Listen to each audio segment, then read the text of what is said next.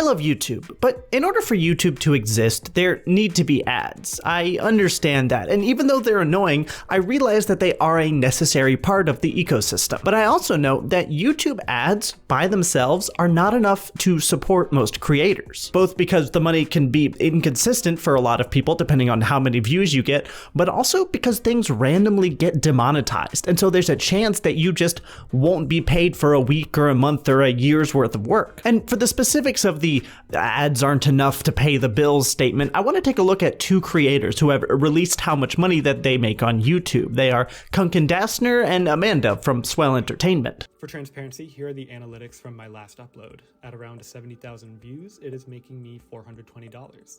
I'd call that pretty nice. So using the numbers that Kuncan has given us, we can extrapolate approximately how much money he makes off of YouTube. Doing the math, for the 70,200 views, he's getting paid about $422, and this brings us to about $6 per 1,000 views on YouTube, which seems like a pretty good amount. Until you go over to his Social Blade account. See, we can see from his Social Blade here that over the last 30 days, he's gotten about 230,000 views, which is a significant amount of views, to be sure. But if we multiply that 230,000 views times the $6 per 1,000 view, we come up with about $1,380 per month off of YouTube. And if we multiply that by the 12 months in a year, we get $16,560 per year off of YouTube. That doesn't even cover rent in a lot of places. But Kuncan Dastner isn't the only data point we have for this commentary style YouTube.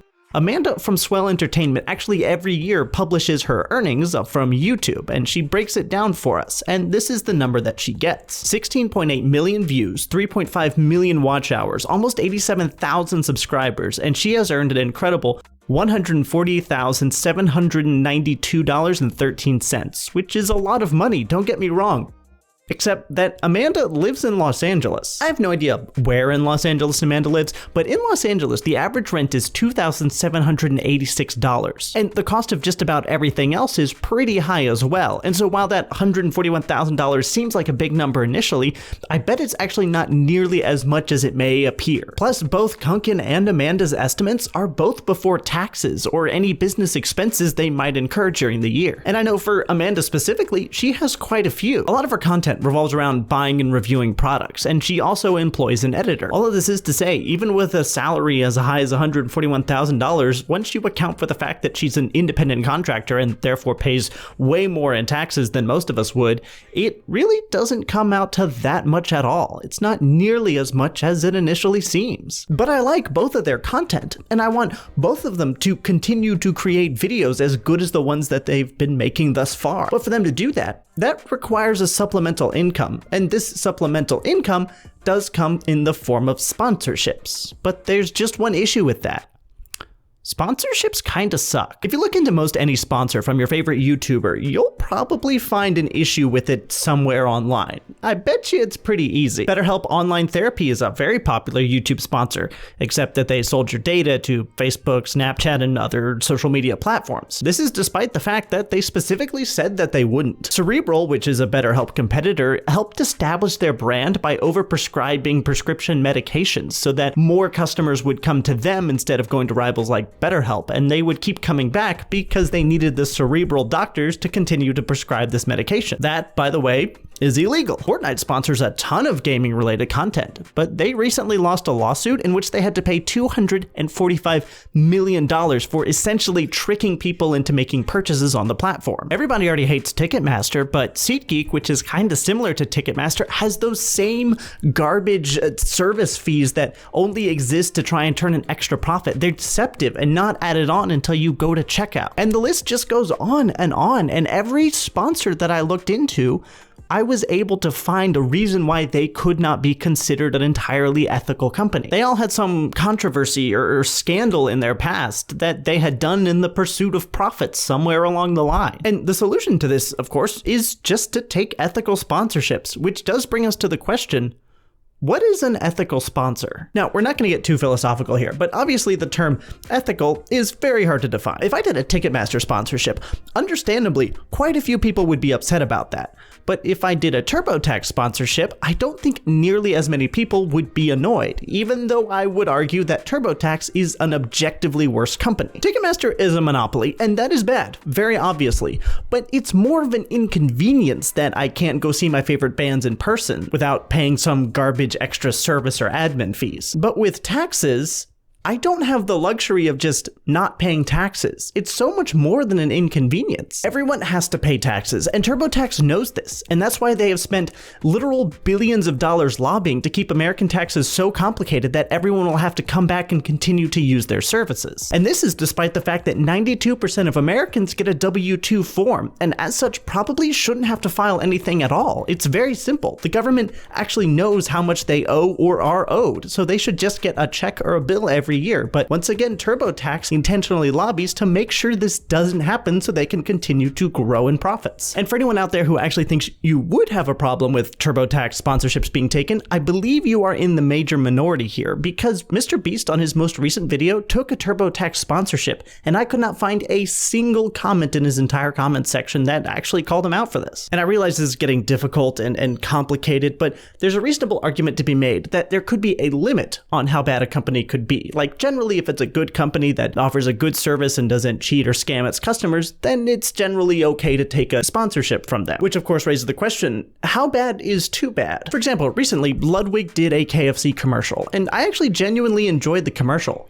But KFC has had some animal rights issues relating to the chickens that they used for their product. So does that make it bad that Ludwig took sponsorship? Or maybe there's a time frame we should worry about, kind of like a statute of limitations for when companies do something bad. After a certain period of time, then we don't worry about it anymore. For example, the aforementioned KFC animal rights issues, that was from the early 2000s. So maybe because they now guarantee that their chicken is cage-free, maybe now, years and years later, it's okay to view them as an ethical company and take their money in sponsorships. And if you believe that should be the system, that's okay. I'm not trying to disagree with that specifically, but that would mean that we have to come up with a specific number. For example, the Papa John's CEO turned out to be a bit of a racist, but he's since resigned from his position over that exact issue. Now, a few years ago, I think a lot of people would have had an issue if a YouTuber took a Papa John's sponsorship. But since the CEO has long since left and that incident was ancient history, is it now okay to take Papa John's sponsorships even though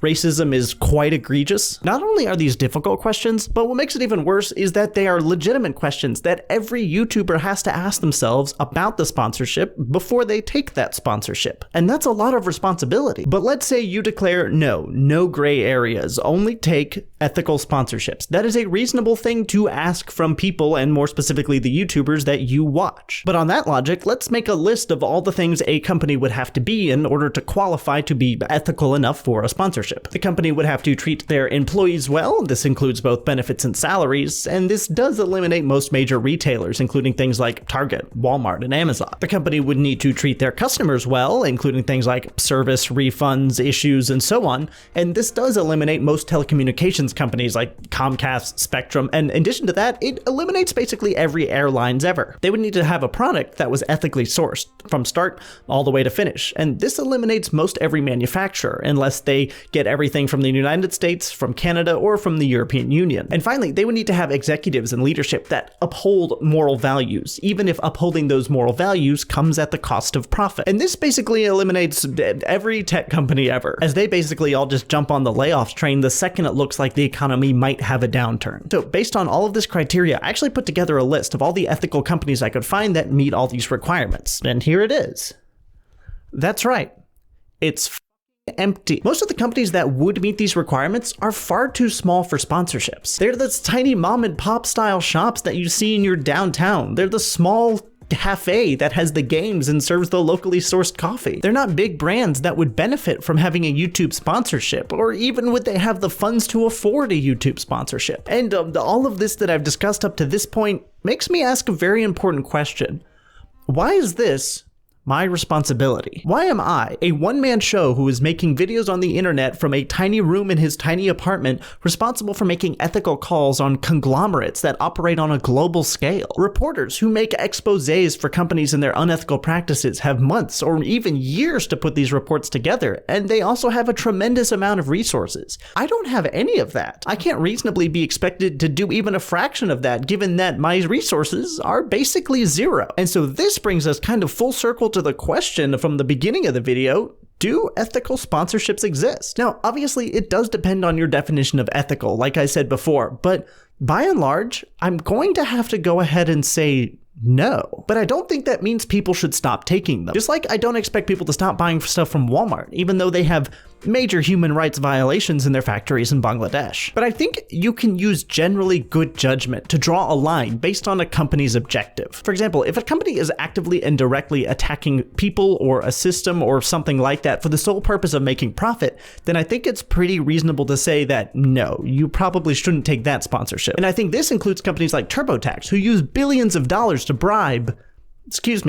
lobby politicians to keep the US tax system so complicated that all of us have to keep going back and using their service, despite the fact that there's no reasonable reason that it should be like this. However, if a company's creating a product that is ethical, or at least not unethical, but that company is tainted by the unethical decisions of the higher up management, then I think it's actually okay to take those sponsorships. And the reason why I think that's okay is because at the end of the day, creators do need that money. And getting mad at a content creator for taking the sponsorship of a company that you disagree with is a bit like getting mad at a doctor for the shortcomings of the US healthcare system. Like, yes, you're technically right, but it's not the doctor's fault that the system's messed up. He's just there trying to make enough money to pay off his $250,000 in student debt, and is subject to a terrible system that was built up around him without his consultation. And yes, it's bad, but it's also not really his fault. So if you're gonna go after someone for the unethical practices of companies, go after the legislators that are supposed to be controlling and regulating this stuff. Hold them accountable to hold other companies accountable. And then vote for people who are willing to take on these companies that have billions of dollars in lobbying money. So support your favorite YouTuber, be gentle and understanding if they take on a bad sponsorship. And most importantly,